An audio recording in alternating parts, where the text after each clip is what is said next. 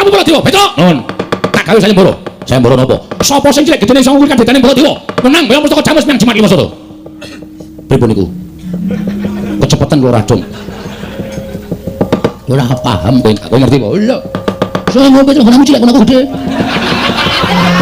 Ngawur. Kurang cilik ngono gede kan. Sapa sing cilik gedene iso ngukur kadhetane Baladewa? Menang bayang mustaka jamus Limasada. Nuwun sewu kula mboten marahi. Ning nek Petruk ditantang kula karo sapa-sapa ora wedi waton patokan kula bener. Metu coba. Ayo metu coba kula tantangi. Aku ku karepe dhewe ngono.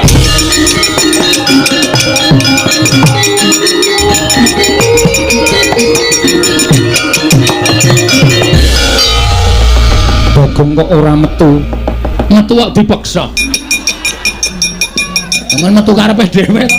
Iya Bagong. Niki kan gandang wis dadi kriwikan dadi grojokan geguyon dadi tangisan. Petruk wis entuk mungsuh Prabu Baladewa. Mosok kula kon nganggur? Kula wanti nganggur kudu nyambut gawe. Tegese piye? Petruk perang kula ya kudu perang. Petruk mungsuh Baladewa. Baladewa kakangne Kresna. Petruk kakangne Bagong. Kakang mungsuh kakang, adi mungsuh adi. Bagong aja edan. Koko Prabu Ndarawati kuwi ratu. Wis ora peduli wae gawe kisruh. Nek sinuwun Puntadewa ora kersa rawuh ning Karang Kajembel. Wes pokoke rawe-rawe rantas malang-malang putung. Ngamarta tak gawe banjir bandang. Banjir getih medeni no. Sing lumrah-lumrah wae. Kaya gawe kisruh kabeh pokoke. Yen ngono kowe nantang karo Sinuwun Ndarawati, nek pancen kono wani apa boleh buat. Oh, kono Petruk karo Baladewa, aku karo Sinuwun Ndarawati. Bagong, nun. Kowe nantang aku lho piye? Lah nek pancen kowe wani? Aku ki ratu kok ora tau basani. Lha meneng kowe. Tiuping maruta. Maruta. Mandha.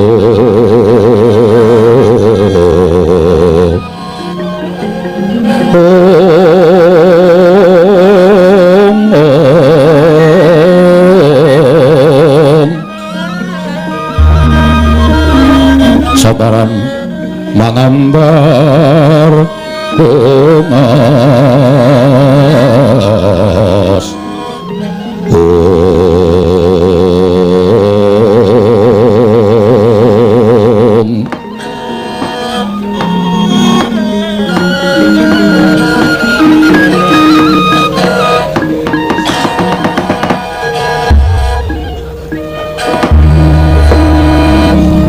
Agung mugi ngayomana marang Praja Ngamarta sakisinipun nun mangke Koko Prabu dereng sawetawis dangu rawuh paduka Kanjeng Koko Prabu jimat semban kula Koko Prabu pengayoman kula ing Ndarawati Koko Prabu Sri Bathara Kresna ingkang rayi ngaturaken pasegan panakrami kunjuk sandhap pada paduka Kanjeng Koko Prabu jimat semban kula Koko Prabu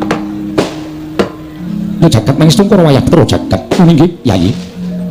Saklengkung bombong raos sing manahipun Ngaraka Ndarawati. Dupi kula tampi timbalanipun paduka Yayi Prabu kadang kula ing Ngamarta. Asung pambagenipun Yayi Prabu sampun kula tampi akarya bombong raos sing manah. Namung kepareng ing Ngaraka ngaturaken pudya pangastawanipun ing Ngaraka kunjuk ngersa paduka Yayi Prabu. Kula pun dicundhaka panglingga murda amawakono kabagyaning gesang kula Koko Prabu. Mboten langkung kasekecak nuanggen jengandika lenggah kawula nok-nok. Meninggih Yayi sampun mboten kirang prayogi. Pisawanipun ing Ngaraka Ndarawati dinten sakmangke menika wonten Praja Ngamarta. Yayi Prabu kadang kula ing Ngamarta. Miwah Koko Prabu Mandura sarawuh paduka Kanjeng Koko Prabu katuran karaharjan tedhak paduka wonten Praja Ngamarta. Koko Prabu Baladewa. Jagat wasisaning Bathara wayah Putra jagat. Patih Indra Jaladewaku. Yayi. Tansah winantu ing suka Basuki sowan kula. Niring Sambikala Widada Durga Kendhak Kala Sirna. Sawanipun Ngaraka ing Mandura wonten Praja Ngamarta. Namung kepareng kula ngaturaken salam taklimipun ing Ngaraka ing Mandura kunjuk kasa paduka Yayi Prabu kadang kula ing Ngamarta. Kula pun dicundhaka panglingga murda. Amawakono kabagyaning gesang kula Koko Prabu mboten langkung kasekecak nanggen jengandika lenggah. Yayi. Sampun mboten kirang prayogi bisawanipun ing Ngaraka ing Mandura. Wonten negari Ngamarta dinten sakmangke menika Yayi Prabu Darma Kusuma.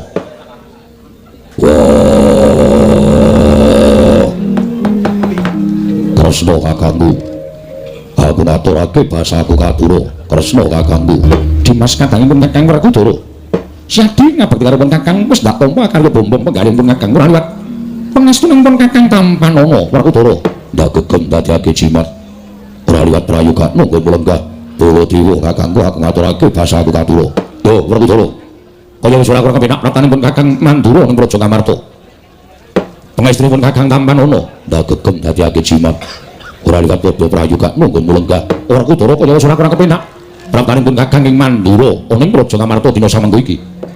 Madyan kula Koko Prabu kepareng kula ngaturaken sembah pangabekti kula kunjuk. Arjuna ndak tampa pangestunipun Kakang Tampanana Janaka.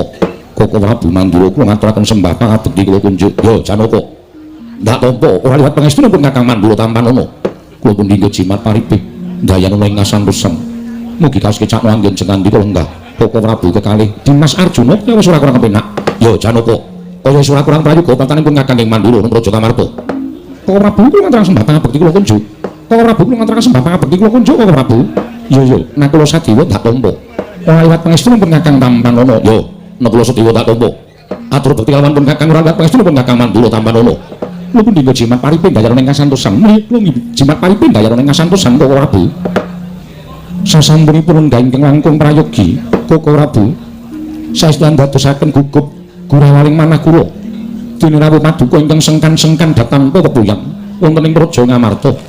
Koko Prabu menawi rawuh paduka alit putusan gandhek sakembaran paring uni mobil iki enggan menika paduka badhe kepareng tedhak wonten ing Praja Ngamarta.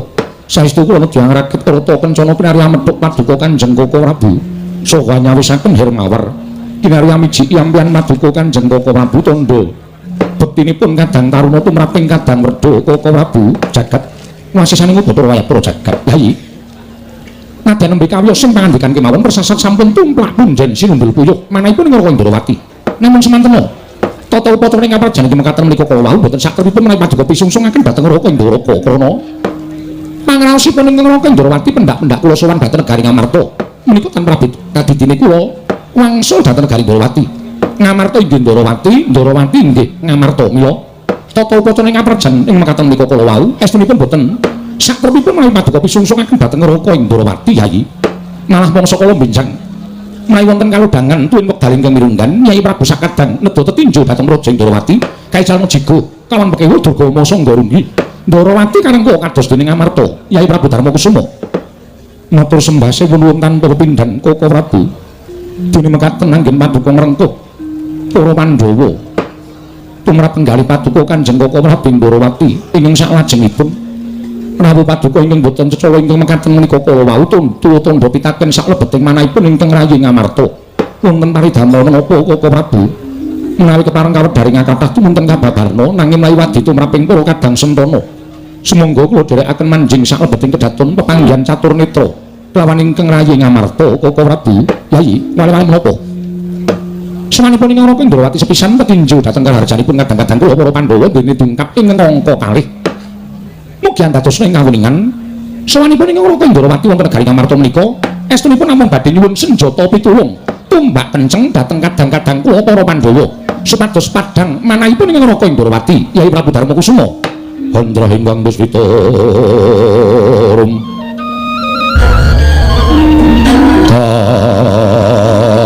Tasirin Samirana Mre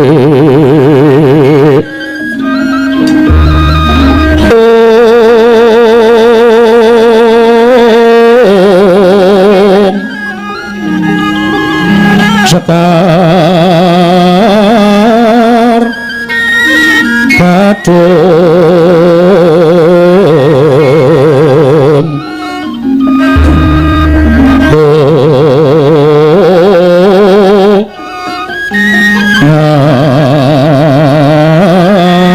Mas Gandanya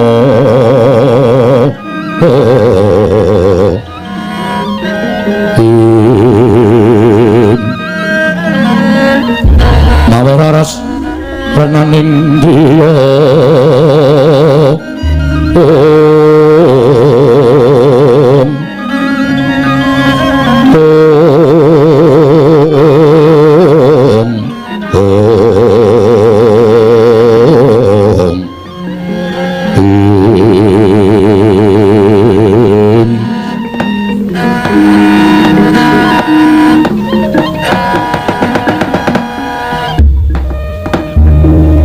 Koko Prabu ndadosaken kagiat raos sing manahipun ngrayi Ngamarta dene Paduka paring dawuh ing mekaten mongko lupiya ingkang sampun kelampah pendak-pendak Pandhawa menika tansah sumindhi dhateng panguwaos Paduka Kanjeng Koko Prabu ngibaratipun Pandhawa menika ngendika seklimah tindak sepecak mboten nate kantun tansah tetarosan kelawan kadang kula ing Dwarawati nanging sabab menapa dene mekaten ya sing pangandika Paduka menapa mboten nama kuwalik ing atasipun ingkang kedah nyuwun sabiyantunipun Paduka Kanjeng Koko Prabu menika Pandhawa dene Paduka rawuh paring pangandikan nedya nyuwun senjata pitulung tumbak kenceng kalian kadang Paduka para Pandhawa menika mengkusu raos ingkang kados pundi Koko Prabu Yayi menapa ingkang sampun ngaturaken menika mboten nama lepat jenyatanipun inggih namung Pandhawa ingkang kedugi badhe ambabar pepadang tumrap ingkang Raka Indrawati dasaripun menapa dene Paduka paring dawuh mekaten Yayi mugi dados ing kawuningan sampun wonten tigang candra tanglengan ingkang dipun sakmangke menika negari Ndrawati kados ketaman welaing Jawata negari Ndrawati kados ketaman pegeblut mongko kathah sangganing para kawula enjing sakit sonten ketiwasan sonten sakit enjing kapralaya sampun boten kirang-kirang nggih kula ambuh bidaya pados para brahmana Siwa Sugata para nimpuna resi pandhita supados anambak rengkaning Praja Ndrawati parandening katindakaken gagar wigar tanantuk karya inggih Koko Prabu mangsa kala ingkang sampun kula tentokaken ingkang Raka Sarinaritis sesemek ron Raja Mala bebantal Bata Sarimbak wonten madyaning anggenipun ingkang Raka lampah priyatos menika kala wau kula nampi sasmitaning Jawata bilih negari Ndrawati saged waluya nirma temajati jati temah mulya menawi para Pandhawa ingkang suka sabiyantu botripatipun Raka Indrawati Yayi nyuwun sewu Yayi Prabu boten marep-arep pisan dhateng aturipun Yayi Kresna menika babar pisan boten namung sawanipun ing Raka nderekaken jengkaripun kadang kula Yayi Prabu Ndrawati menika sejatosipun minangka dados saksi tama badhe aturipun Yayi Kresna ing kunjuk Paduka Yayi Samyaji sanget boten nginten wanci enjing Yayi Prabu Kresna sampun rawuh wonten Praja Pandura sarwi tawang waspa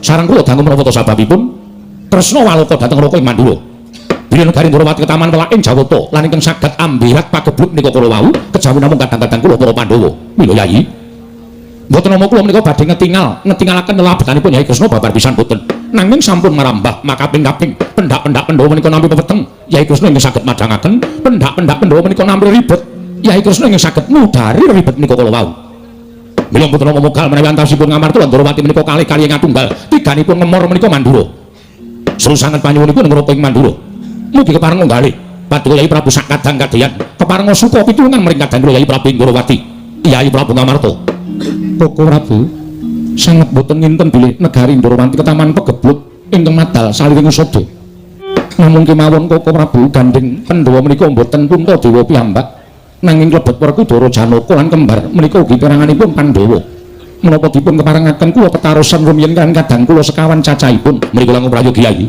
Werkudara ora usah dadak nganggo lidah sinambung mestine siadi wis midhanget apa kang dadi ngendikaning kadang ning Ndrawati Yayi yen pancen Pandhawa dadi sarana padhang lelakon ing Ndrawati Werkudara mbok dawuhi munggah gunung medhun jurang aku ora bakal selak waton kuwi dadi sarana padhang lelakon ing Ndrawati semanten ugi kula Koko Prabu bebasan kadhawuhan manjing tumangan kula mboten badhe selak waton dados sarana walinipun Praja Ndrawati semanten ugi kula Prabu kadhawuhan beto barang ing awrat tuwin lumampah ing tebih kula mboten badhe selak waton dados sarana waliyanipun Praja Ndrawati Koko Prabu kula maring dawuh Yayi midhanget piyambak kesaganipun para kadang ing mekaten Koko Prabu mugi pareng dawuh ana menapa ing kedah katindakan dening para Pandhawa unta sak kadang mboten badhe selak Koko Prabu waduh Yayi matur saking panuning tanpa pepindhan lan mugi dados ing kawuningan menapa ing sampun kuwaturaken bilih kula nyuwun senjata pitulung dhateng kadang-kadang kula para Pandhawa menika cetha wangsiting Jawata ing sampun kula tampi bilih negari Ndrawati saged waluya nirma temajati jati temah mulya saged berat mendung ing tumandung wonten Praja Ndrawati menawi sakmangke para Pandhawa maringi ngampil pustaka Jamus nyang jimat lima sada kinarya tumbal wadaling Praja Ndrawaka Yayi Prabu Ngamarta sidhem jroning pasewakan wadokung tanpa sabawa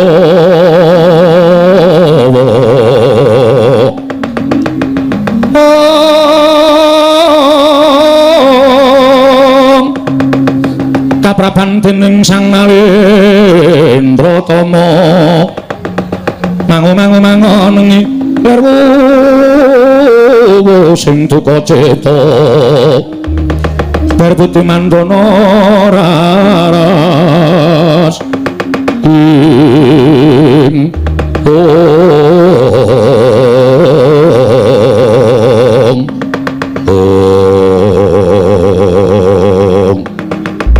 wadaning Pasiwangan Agung. Nalika semanten nampi pengjaripun nata Indrawati sanata ing ngamarta Prabu Darmakusuma. Handadosaken legeg jroning driya datan mobah datan musik nganti kaya Pratima Kencana. Pratima tegese golek Kencana Mas. Sumara cahyaning nata ngamarta nganti kaya golek Kencana lenggahi kanyut minangka wardu kanyut jaring kang ngaganten wardu jare mangsa. Minangka durung abang durung manting kasaring pertawa kasaru geger njaba piyak ngarsa tamping wuri kesebar punamu apa to kang dadi dalunane. Ora ana macan ruang rangking gajah mejo saka Wandilan. Kejawi namung utusan saing Karang Kadempel nenggih putra kinasihku Semar Badranaya. Bu kasinggihan mekaten Koko Prabu. Mugi lenggah ingkang langkung prayogi. Iya, Yai putra ngestaken dawuh. Panakawan Petruk sawise satata ing dadi sowanmu ana ngarsaning ingsun Panakawan padha kanthi harja sak pratamu Panakawan Petruk. Menamit pasang kaliman tabi tinebine kula dene dumawahing tawang-tawang sinuwun. Tinepatno ing tulak manu. Kula nyuwun mangapunten ing sak langkung kathah menawi dinakwa kula menika kirang tata krami, kirang subasita, jernyatanipun kula menika namung batur, kula menika namung kawula alit. Mula menawi wonten kirangipun kula nyuwun pangapunten. Panakawan ora dadi ngopo. Padha harja sak praptanira tansah pinanganing kawidadan niring sambika sowan kula tebih saking Rubida. Namung kepareng kula ngaturaken sembah sumengkeping pangabdipun ing Abdi Petruk kunjuk ngasa paduka Gusti kula Sangata Prabu Darmakusuma. Petruk kantong bolong dak tampa. Ora liwat pangestu ingsun Tampanana kula pundi jimat paripin dayana ing kasantosan sinuwun. Panakawan Bagong padha kanthi harja sak praptanira Panakawan. Menamit pasang kaliman tabe tinebena ing ladune dumawahing tawang-tawang sinuwun linepatna ing tulak manu. Dumawahing tawang-tawang pasang kaliman tabe tulak manu dumawahing tawang-tawang. Gong kok mubeng wae iki piye to? Amit pasang kaliman tabe tinepatna ing tulak manu dumawahing tawang-tawang wis kuwi cukup. Berkah pangetunipun sinuwun Prabu Darmakusuma wilujeng nering sambikala sowan kula tebih saking Rubeda. Iya Bagong. Kemarang kula ngaturaken sembah sumengkeping pangabekti kula kunjuk kula ndak pundi sarta wis ndak tampa liwat pangestuku Tampanana. Kula pundi jimat paripe dayanana ing kasantosan sinuwun.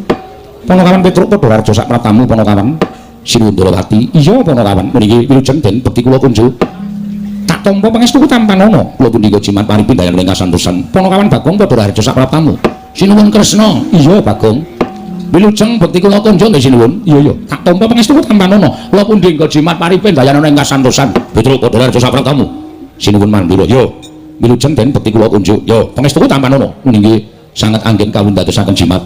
Bagong padha harja sak pratamu wilujeng sinuwun Mandura bekti kula kunjuk. Yo tak tampa lan aku arep ngandani karo kowe. Ngandani napa? Kowe iki panakawaning ratu. Kowe iki panakawaning para Pandhawa. Mesti wae wis kulina sapa kraton. Nggih. Sesuk menenek sowan ngersane ratu kuwi aja sak penakmu dhewe. Kyai Prabu Darmakusuma kuwi sesembahaning kawula sak negara Ngamarta.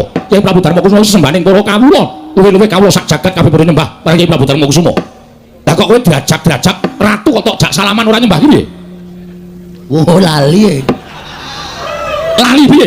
Kene tata upacara kraton ki wis ana. Petruk laku dodok apik banget tata krama unggah-ungguh. Bareng kowe derajat-derajat ora ndodok ora laku sing sak pernahe yen to ngadep Nalendra. Kowe mlaku lumrah ratu tok jak salaman. Duh. Nyuwun ngapunten kala wong kedunungan ina lali salah apes lan mati. Upama ana hukum praja mesti dihukum mergo kowe ora hormat karo ratu. Walah meng ngono kok dihukum to. Saiki kok kokean peraturan karo mangsaku. Wis. Wong wedok nyambut gawe kliwat wayah dihukum. Wis bayangno. Aku iki piye to karepe? Monggo sesuk bakale mesti malang rekoso kabeh. Aku ora nembuk kuwi nembuk iki tata. Kramamu ana. Nggih, nggih rasa getak-getak to. Wong iku ya menungsa e padha kok digetak-getak wong niku kedunungan ina lali salah apes lan mati. Sinuwun Darmakusuma. Kula nyuwun pangapunten nggih wau mboten nyembah. Ora apa-apa Bagong, jernyatani sepuh Bagong tinimbangane Darmakusuma. Wih, rungokke. Sing ora tak sembah wae ora apa-apa kok kono. Gong, wong niku to Sinuwun Mandura ki ratu. Ratu iki mbiyen ora tak coblos ora dadi ratu sik. Dadi ora ngawur sak penake dhewe ora. Koko Prabu, nggih, mbok sampun panjenengan menika nek ndukani Bagong malah kewirangan. Senengane kok ndukani karo Bagong. Bagong niku angel dikandani ya wis ora iso. Dijarke mawon malah mboten napa-napa. Lho aku iki wajibe ngandani karo sing ora ngerti tata krama. Nek ngandani Bagong padha karo ngomongi kupinge kuping manci ora dirungokke. Engke niki sok nggodhog banyu wae. Waitan. Petruk, dalem den, selamat tekamu. Wilujeng bekti kula kunjuk. Yo Petruk Bagong. Nuwun Ndara, selamat tekamu. Wilujeng bekti kula kunjuk nggih Den. Yo aja clumetan. Iki ning kraton. Kok anggere sak gelemu dhewe tak candhak tak buang jaba. Mengke kula buange dhewe mawon. Wah, aja sembrono. Nggih. Petruk Padhararja, wilujeng Ndara Janaka bekti kula nggih, Den. Iya, Petruk. Bagong Padhararja. Pangestunipun Ndara Janaka wilujeng bekti kula nggih, Den. Iya, Bagong.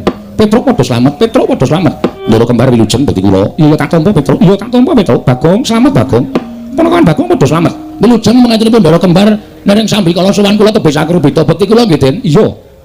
Tak tampa Bagong. Iya, Bagong tak tampa. Ponakan Petruk, wonten dawuh sinuwun. Ana wigati apa jeneng para sowan ngabiyantara ning ngarsaning ingsun apa saka karepmu dhewe apa diutus dening bapakmu Semar kepareng matur ngunjuk sanipun Sri Prabu Darmakusuma lewat lepat atur kula diagung pangasama kepareng kula ngaturaken tebah Siti Sekul binung teling ron klapa iya Petruk apurenta ambu beli wonten lepat kula nggih kula ngunjuk atur sapa paduka sanata Panakawan Petruk bener nggih jenyatanipun kula menika namung menungsa lumrah kula menika namung batur mila kula pribadi lan minangka wakilipun adi kula Bagong lewat wonten lepat anggen kula ginakaken tata krami sowan ngabiyantara sanipun sinuwun kula nyuwun samudra pangaksami ora dadi ngopo Panakawan mura gage matura sepisan kemarin kula ngaturaken sembah pangabekti kula kunjuk ndungkap angka kalih estunipun sowan kula menika mboten saking pikajengan kula piyambak namung kula menika dapur dipun utus dening Bapak Semar diutus dening bapakmu Semar nggih lah bapakmu kena ngopo Petruk nuwun sewu kula tak crita sawetawis mergi nek nganti kula mboten crita nira apa ngane Bapak Semar mengke ndak wonten tetembungan undhaking pawarta sudaning titipan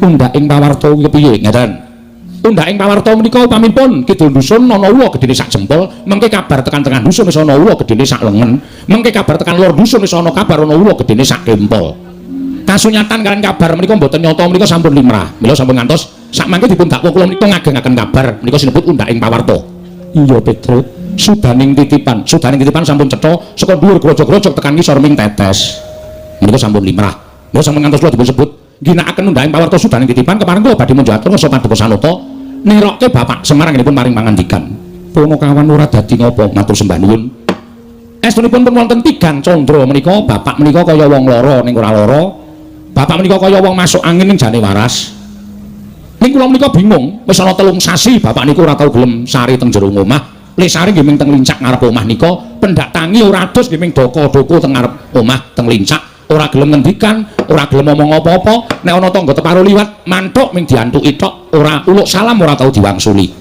nah kanan sing kaya ngoten niku ndadekake kuwatir rasane ati kula atine gareng kali Bagong tumuli kula cah telu sowan ngersanipun bapak Pak ejane eneng ngopo nek bapakku duwe kepinginan bapakku duwe kekarepan bapak ngendika karo anak-anak mergo anak-anak iki saiki wis mentas kabeh nek biyen isih cilik anak-anak iki dikula mentah karo bapak ning nek anak wis mentas kuwi duwe kewajiban kula mentah karo wong tuwa mergo urip iki cakra manggilingan bener Petruk mula nek bapak duwe kegayuhan bapak duwe penjaluk ndak aturi paring pangandikan mengko aku gareng karo Bagong tak budidaya mituruti apa sing dadi kepinginane wong tuwa lah bareng kula matur wonten niku bapak terus krekel-krekel waune sikile jegang terus medun siji unjukan daharan sing dicawiske simbok pinten-pinten dinten ora tau dijaru ora tau diunjuk terus teh niku diseruput terus nglinting udut iya Petruk terus paring pangandikan Petruk jane aku meneng wae iki aku ora mikir marang kahanan apa jenenge iki kulawargaku anak-anakku bojoku ora aku ora mikir kahanan karang kadempel wewengkonku ya ora ning kowe ngerti Semar urip ning alam padang kuwi ketoke mung derajate ngaceplik ning kewajibanku abot mula biyen nalika aku ditanting pilih dadi dewa apa dadi titah aku milih dadi titah aku pengen nglaksanakake kewajibanku iki kanthi tuntas dadi pamomong para satria ngaturaken ati suci pepayung budi rahayu wiwit aku momong samarting jagat Prabu Rama Wijaya nganti pindah saka tlatah Hindu ning Nusa Jawa aku momong marang leluhure para Pandhawa sing aku jenak sing aku tentrem sing aku ayem ya ming momong para Pandhawa wiwit kuncung nganti gelung wiwit jabang nganti clabrang nganti saiki Pandhawa mukti ngawi bawa Nyakrawati mbau dendha ning negara Ngamarta nganti iso mujudake negara Ngamarta menika sesebutan Gemah Ripah Loh Jinawi Karta Tata Tur Raharja Panjang Punjung Pasir Pawukir niku mergo nuwun sewu peperintahanipun sinuwun menika saestu menomersatukan kawula iya Petruk nggih menomersatukan ki apa wis lali aku dinomersetunggalaken ngoten lho panjenengan menika menomersetunggalaken para kawula kabetahan panjenengan menika dipun wingkingaken kabetanipun para kawula menika dipun utamekaken menika ndadosaken negari menika Panjang Punjung Pasir Pawukir Loh Jinawi bapak niku seneng aku seneng momong para Pandhawa iso mujudake negara ing adil makmur warata tias bagya mulya kuwi taun kepungkur ning saiki kok beda ya Tru beda pripun Pak Ngamarta katone wis ora tentrem Ngamarta katone wis ora ayem Ngamarta katone wis ora adem menyang ndi papan padha bentak sirah menyang ndi kon padha gejegan adoh saka rembug bedamen sing diutamake amung ngokol ning akale didokok mburi. Ngoten menika.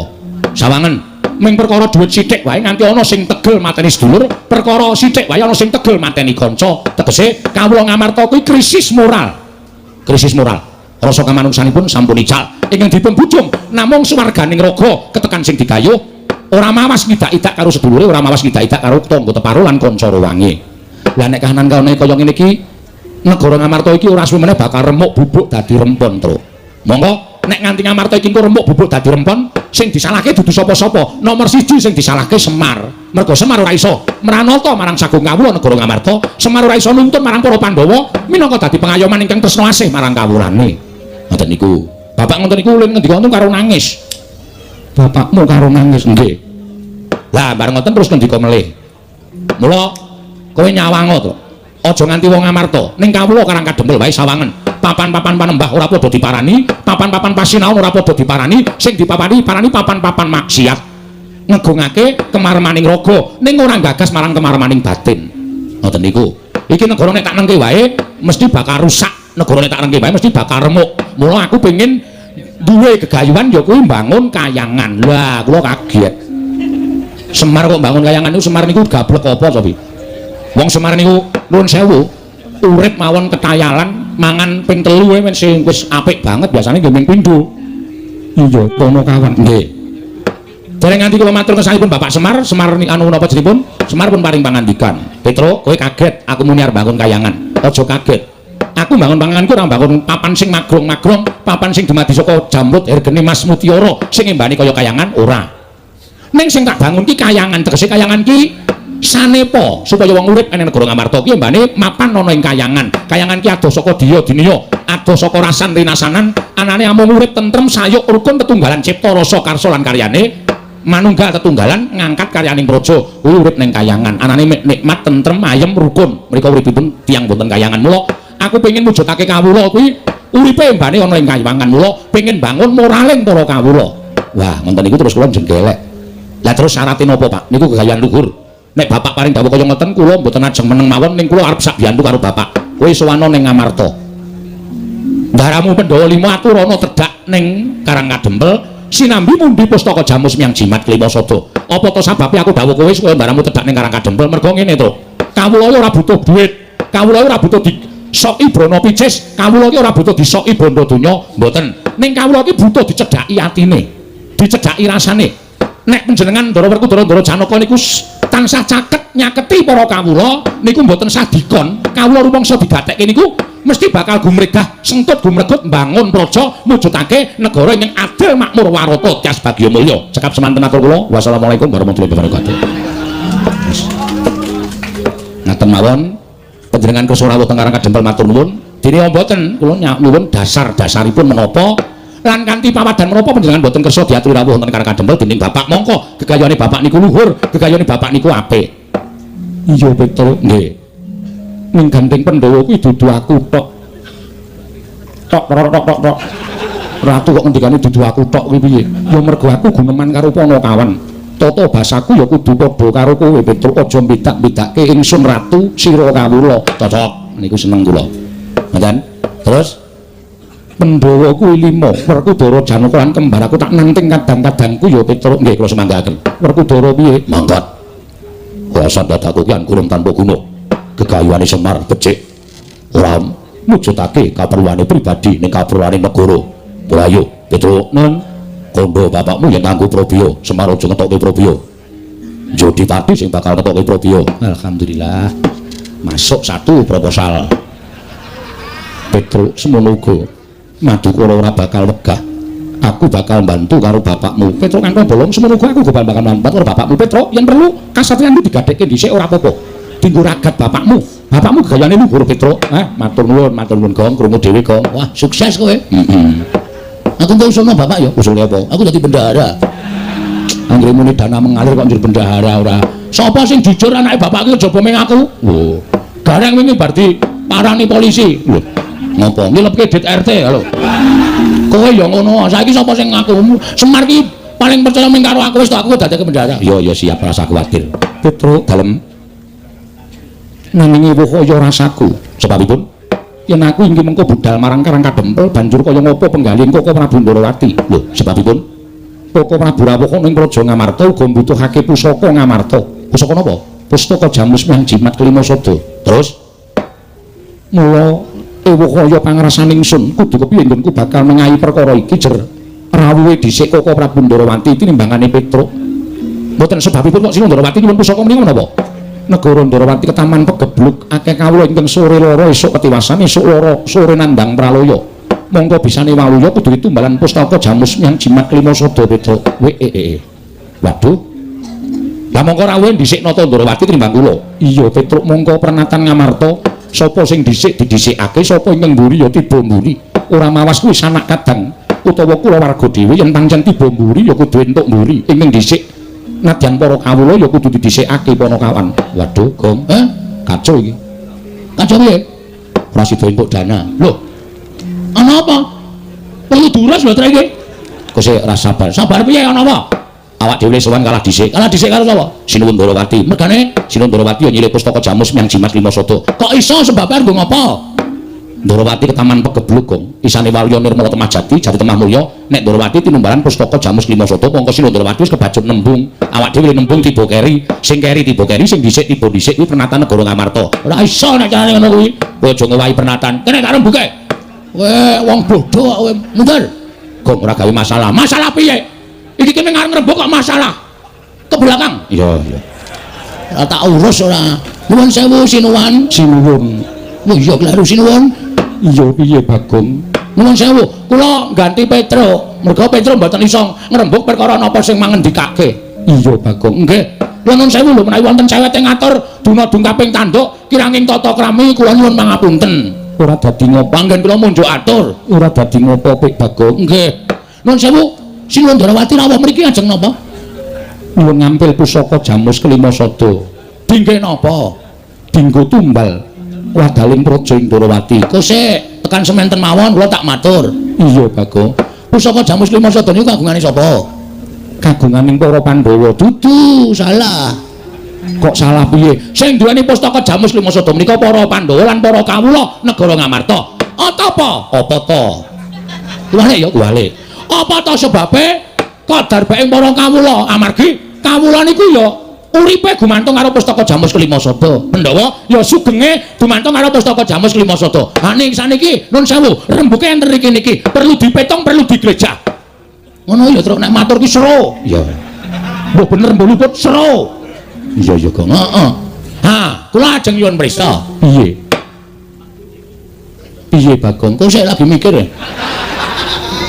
Nuwun sewu, jagat menika negari menika kathah. Ngamarta, nggih to? Iya. Ngastina, Ndarawati, Mandura, Kumbina, Wirata, Lesanpura, Pancala lan sak piturutipun menika kathah nalendra-nalendra sami lenggah. Iya, Bagong. Nggih. Terus sing disebut pagebluk menika panjenengan ngertos mboten? Pagebluk kuwi welaking Jawata. Ha nggih. Apa to sebabe dewa ndawahake pagebluk? Pagebluk menika tiba teng papan sing wis pancen ora iso didandani uripe menungsane. Menungsane wegah napa warah, nampik pitutur becik, kon ibadah ora gelem, tumindake sarwa maksiat. Monggo dielekke bola-bali, ora gugu. Niku Gusti mesti paring pagebluk dateng papan niku supaya uripe menungsa do eling karo sing gawe urip. Dadi nek pagebluk niku tiba teng papan sing apik, sing menungsane apik, kawulane becik niku mustahil. Iya Bagong. Nggih. Saniki kula tak takon, niki alon-alon nek rembug men do cetha. Iya. Negara sing tetunggon dewa ngene sapa? Us. Ratu kok dihe. Oh iya lali. Gong ora ngajar. Ratu kok dihe piye to? Ah kaya jagongane angkringan rasane. Ngawur ora. Lah negara sing tetunggon dewa sinten? Ndarawati. Cocok. Sapa ta sing ora tepung karo Prabu Sri Bathara Kresna? Prabu Sri Bathara Kresna menika nalendra titis Sang Hyang Bathara Wisnu. Sapa ta Wisnu? Wisnu menika dewa tukang nentremke jagat. Tukang andum kabagyan menika Bathara Wisnu. Lah saniki pertanyaannya, negara sing ketunggon dewa kok ketaman pegebluk menika nuwun sewu. Apakah mungkin? Napa iso kelakon? Torta nuwun sewu, pustaka Jamus Kelima Sada ajeng dibeta teng negara Ndarawati, tembunge dienggo tumbal. Nggo tumbal niku dinapakke, niku dipendhem kaya ndas kebo nika. Nek Pustaka Jamus Lima Sada niku dienggo tumbal teng negara Ndarawati, ateges Pustaka Jamus ora bali meneh teng negara Ngamarta. Panjenengan kelangan pusaka, wong sing ora seneng karo para Pandhawa, ajeng gawe cintrakaning para Pandhawa, angel mijet wae ngranti suwe banyu sinaring. Nggih mboten? Iya, Bagong. Nah, mula kudu dipikir tekan semonten. Ampun grusah-grusu. Lah sing kedua, iya. Isih ana tesih niku nek gelem ngomong, ampun tekan kos setengah loro. Niki kula cupliki sithik-sithik mawon. Saniki nuwun sewu, jaman sakniki niku ana tetembungan kedung jero iso dijajaki atine manungsa sapa sing ngerti. Sing jeneng runtang-runtung saben dina wis kaya sedulurke tegel nyuduk saka mburi. Sing jeneng tangga, sing jeneng sedulur wae tegel nyengsarake sedulur ming perkara gayuh supaya iso kasembatan penggayuhe. Iya, Bagong. Nuwun sewu. Terus saniki akeh wong ngapus-apus. Sampeyan nek saba teng kawula cilik akeh wong pasar sing kapusan didemek wae lali Purwadaksina. Jaluk duwite, jaluk penganggone. Penyawange sing digendam niku kaya dijaluk sedulure, kaya dijaluk kancane. Lah nuwun sewu, sakniki nuwun sewu. Ya nuwun sewu niki. Iya. Ya nek iki Kresna tenan. Nek udu, ayo. Monggo Pustaka Jamus Lima Sada wis dibaca diparingke kali niki. Jebul niki mungsuh sing kepengin gawe cintrakaning para Pandhawa. Napa jeneng mboten Pandhawa niku mlebu ngibarate kaya dene sulung mlebu geni iwak kecemplung ing wuwu ora bakal iso urip ning mangkat mesti bakal tekan ing pati. Ngoten. Dadi nalendone ampun sembrono. Dadi ratune kudu nganggo peninggal lahir lan peninggal batin supaya aja gampang diblithuk panjalmaning mungsuh sing nyamudana kaya dene kanca, kaya dene sedulur, kaya dene pepunden. Mula kudu ngati-ati. Sampeyan curiga kali kula ya kena. Bagong ngomong kaya ngono kuwi gek Bagong duwe niat ala karo Puntadewa. Kenging mawon ning sing dadi nyatane boleh dibuktikan. Kula niku asli napa mboten niku boleh dibuktikan. Iya, Bagong. Nggih, mula kudu ngati-ati. Ning kula ya ora arep menging sampeyan melarang wong isih murah kok larang. Wah iya lali aku ngomong tak campur-campur soalé ya urip nang Jakarta 2 dina dadine ya 2 dina ya apa ora. Wonten kula mboten ajeng menging panjenengan maringaken Pustaka Jamus Lima Sada kalian Prabu Kresna mboten. Monggo niku purba wae wonten asta panjenengan. Ning nek kleru le maringke nuwun sewu ana tetembungan kriwikan dadi grojokan geguyang dadi tangisan. Ngembet dateng kawilujenganipun para Pandhawa. Ning nek diparingke karo Semar kula ya ora apa-apa matur sembah nuwun. Ming hitungane meten. Nek diparingke Sinuwun Ndarawati pustaka pisah karo para Pandhawa, tegese Pandhawa kelangan pusaka. Pandhawa kelangan kekuatan. Ning nek Semar paring dawuh, Petra Bagong Pandhawa kon rawuh mrene bareng karo Pustaka Jamus Lima Sada. Tegese Pandhawa ora pisah karo Pustaka Jamus Lima Sada. Monggo pun saniki sing apik sing pundi kudu sampeyan iso nemtokke. Nek sampeyan luput gone nemtokke, wah, wis tegese sampeyan ratu sing kurang mat gone ngempake Permana Jati Sinuwun.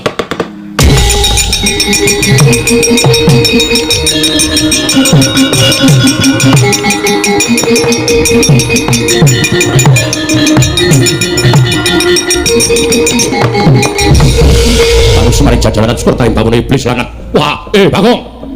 Pono kawan Bagong. Nyerwete suaramu kaya beda sebut bapak tegalan. Ndrawiri kaya grojokan. Kowe ngias karo Ratu Ndrawati kuwi kadange Tarumana Tumandra Prabu Baladewa. Ndra, gentenan, Ndra.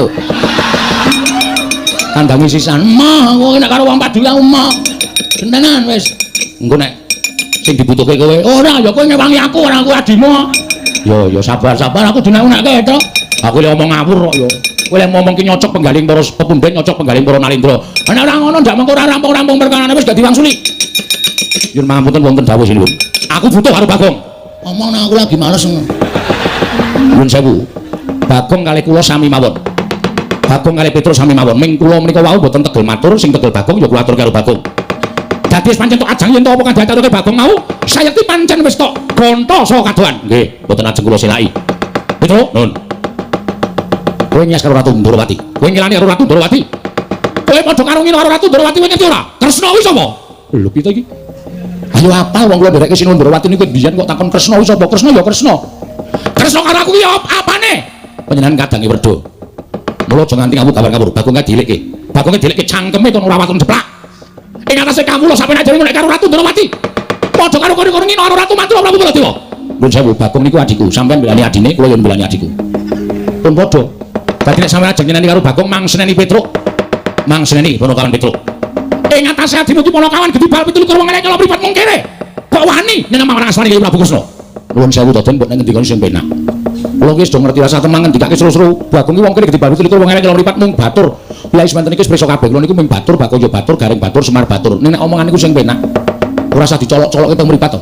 Nek sampean muni kaya ngoten niku nek nganti kula wani pripun? Lho, kowe wani karo Baladewa. Nuwun sewu. Sing jeneng cacing menika dipidak menungso ngolet niku ora ngrasake lara, ning butuh males karo sing midak. Mula nek nganti Petruk niku duwe perasaan mang cocok terus rasane Petruk. Nek nganti kula nesu nuwun pangapunten. Bagus, bagus yen pancen warna nesu. Malah kuwi sing tak ajab. Yen pancen warna nesu. Gawes, ngadeg-dedeg karo Baladewa. Yo. Ayo. Wis ditantang kaya ora meneng wae, payah wae. Ngadeg, Truk. Yo.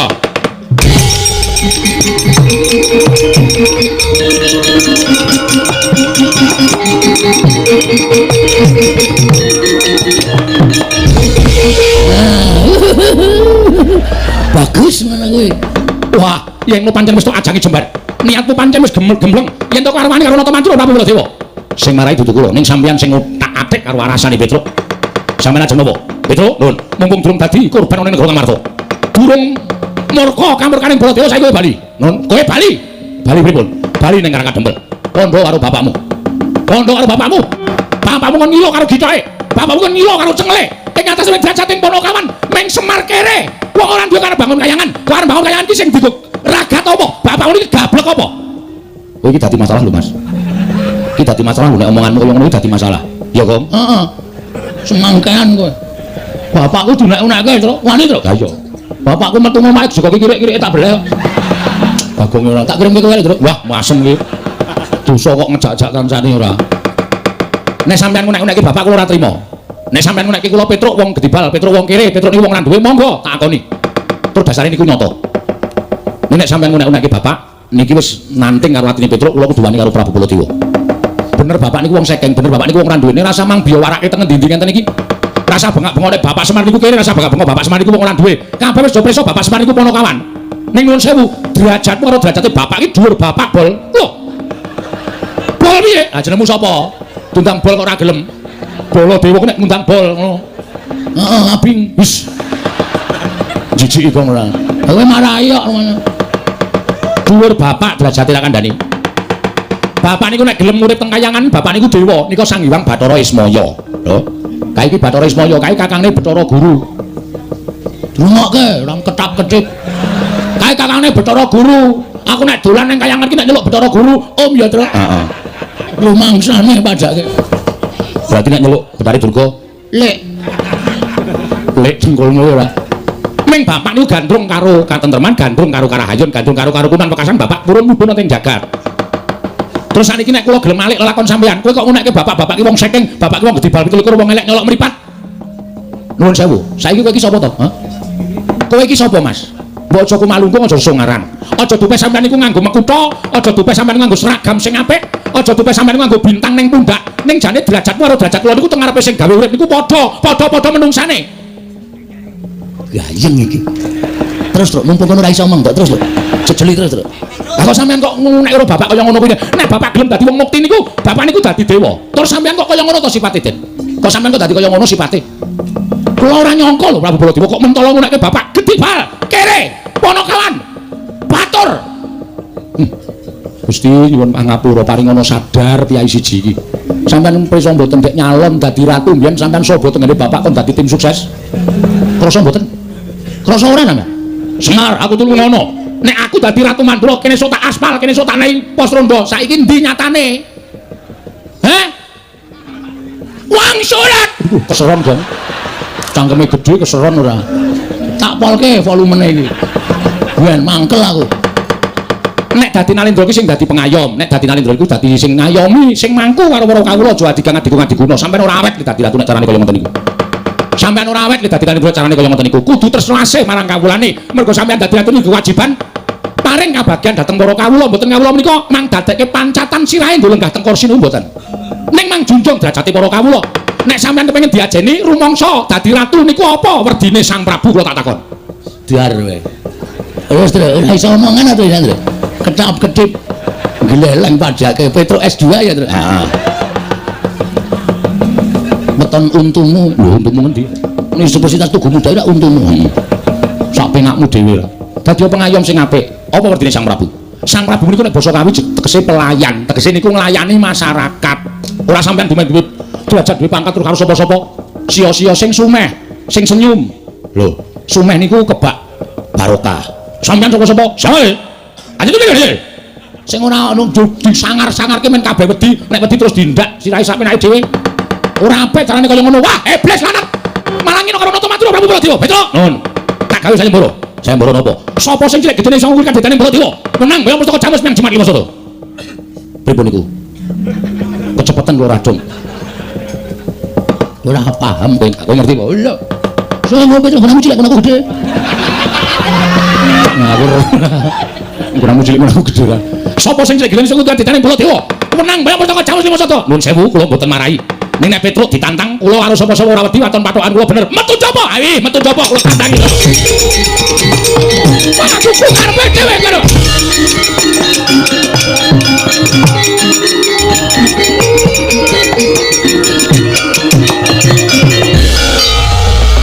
Bagong kok ora metu. Metu kok dipaksa. Aman metu karepe dhewe. Iya Bagong. Niki kan digandang wis dadi kriwikan dadi grojokan geguyon dadi tangisan. Petruk wis entuk mungsuh Prabu Baladewa. Mosok kula kon nganggur? Kula wanti nganggur kudu nyambut gawe. Tegese piye? Petruk perang kula ya kudu perang. Petruk mungsuh Baladewa. Baladewa kakangne Kresna. Petruk kakangne Bagong. Kakang mungsuh kakang, adi mungsuh adi. Bagong aja edan. Kok Prabu Ndarawati kuwi ratu. Wis ora peduli, kaya gawe kisruh. Nek sinuwun Puntadewa ora kersa rawuh ning Karang Kajembel. Wes pokoke rawe-rawe rantas malang-malang putung. Ngamarta tak gawe banjir bandang. Banjir getih medeni no. Sing lumrah-lumrah wae. Kaya gawe kisruh kabeh pokoke. Yen ngono kowe nantang karo Sinuwun Ndarawati, nek pancen kono wani apa boleh buat. Oh, kono Petruk karo Baladewa, aku karo Sinuwun Ndarawati. Bagong, kowe nantang aku lho piye? Lah nek pancen kowe wani? Aku ki ratu kok ora tau basane. Lha meneng kok ya makrai masalah kok. Lho, masalahe apa? Perkarane apa? Sampeyan kok dadak nyilih pustaka Jamus Limasada. Niku sing marai dadi perkara. Lah mergo negaraku iki taman pegeblok. Mokal kelakone. Sampeyan niku dewa lho. Sampeyan niku dewa. Lah kok iso negara Ndarawati ke taman pegeblok? Kudune sing ke taman pegeblok niku saora-orane nek sik sambat ke taman pegeblok niku Ratu Ngastina, Prabu Duryudana. Itu bisa dipercaya. Mergo Prabu Duryudana niku wantayang karo budune Candala. Nek Ratu Ndarawati sambat negarane ke taman pegeblok niki akeh sing mencep mergo ora percaya. Lah terus nek ora percaya piye? Sampeyan bali. Bali piye rasa njaluk pustaka Jamus Limasada.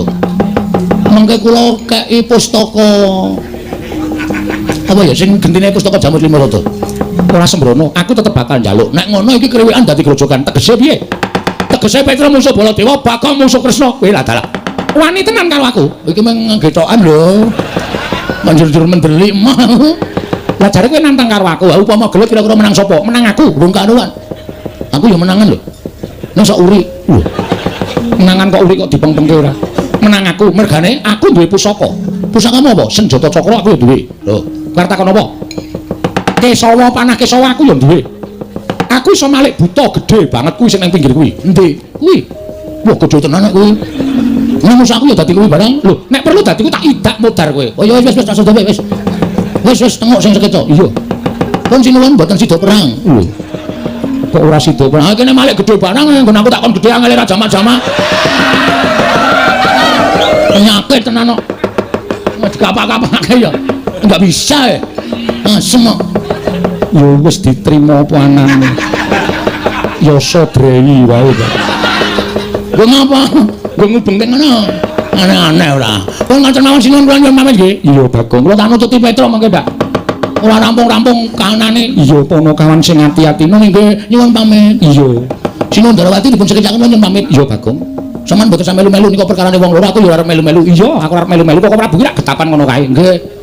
Sekecaken lenggah nggih. Iya. Pokoke manut sing Puntadewa paringi sapa? Nek paringi sampeyan kula legawa, paringi kula sampeyan legawa. Ngoten mawon rampung. Lah iya. Jadi mergo Prabu ki gampang duka. Heeh. Bener kan? Yo, sing hati-hati. Matur sembah nuwun. Kula medal Jawi. Yo. Lha jane nyuwun pamit. Iya, Bagong sing hati-hati. Nuwun kula sedaya kula nyuwun pamit. Iya, Bagong sing hati-hati. Yo, Bagong sing hati-hati. Yen mangke nyuwun pamit. Nggih. Ngatos-atos.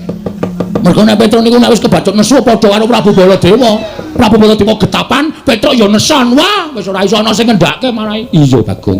Kok ngoten mawon mawon nggih sini. Iya, sing hati-hati aja kaya bocah cilik. Mergi nek mboten kula sing ngelekke Petruk. Nek ora bakal iso kelakon tentrem nganane. Iya. Mergo Petrone arep neson, ning sing diwedeni mung iki sapa? Kula. Oh, ora ngono nggih. Wong ngoten mawon, sekecake. Iya. Bareng iya. Pundi sing nuwun? Iya sing ati-ati. Pundi Den? Iya sing ati-ati. Lho jane kula medal nggih. Iya sing ati-ati. Lho kula sedaya medal. Iya, Bagong saya iya Bagong saya. Kowe ya yem nggih katos-atos.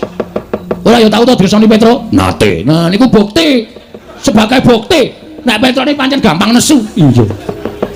Nek ora ngoten jaluk sing Petro kok angel. Dah niku nganu tensine sok 250 tok. 250 per 180. Oh, dhuwur banget. Nggih, nek tiba lara. Lah iya. Pun sareng. Iya. Priden? Iya. Oh iya lho. Iya, sing hati-hati. Oh iya, iya sing hati-hati. Yo nek wis dhewe pamit. Iya sing hati-hati. Wis ya, nggih, katos-atos. Yo ora usah nesu. Pamit bola-bali. Aku ki ngomongke Petro kok ora perkara le pamit aku nyenyekake Petro. Petro ki wong getapan. Nek nganti ora tak elekke nek nganti ngamarta dadi banjir getih. Ayo, padha paten-patenan antaraning Prabu Baladewa karo Petro. Sapa sing kelangan? Ya mung Ndara Pandhawa. Nggih ta, Den? Iya. Areng iya. Oh iya, Den? Iya. Oh iya. Iya.